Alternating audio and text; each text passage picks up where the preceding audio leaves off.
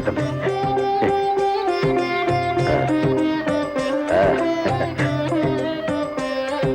உட்காரு.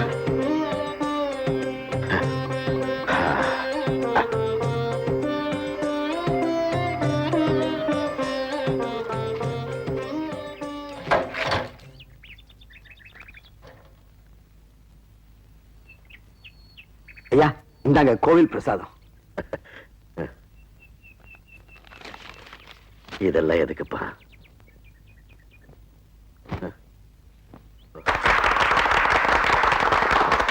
இது சம்பிரதாயத்துக்காக இல்லையா.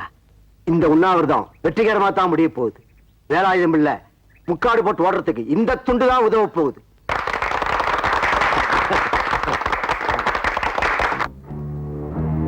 எத்தனை பேர் வந்தாங்களா? நீங்க வேற, ஊர் பேர் தெரியாத ஒரு 10 பேர் வந்திருந்தானுங்க. சுதந்திர போராட்டத்துல ஈடுபட்ட இவருக்கே இந்த நிலைமையா? ஏன்பா பொன்ராசு ஐயா, உங்க சித்தப்பாக்கு இந்த வயசுல இதெல்லாம் தேவைதானா? அது மனசு கேட்கல. சரி விடு, வயிறு காஞ்சா தானா சாப்பிட்டு போறாரு. ஐயா, அவர் ரொம்ப பிடிவாதக்காரருங்க. உட்கார்ந்தாருன்னா அவ்வளவு சுலபத்துல எதிர்க்க மாட்டாருங்க. நான் கூட அப்படித்தான், உட்கார்ந்தா அவ்வளவு சீக்கிரம் எந்திரிக்க மாட்டேன். ஐயா, சாப்பிடறது சொன்னேன். டேய், இன்னும் 2 இட்லி விடா.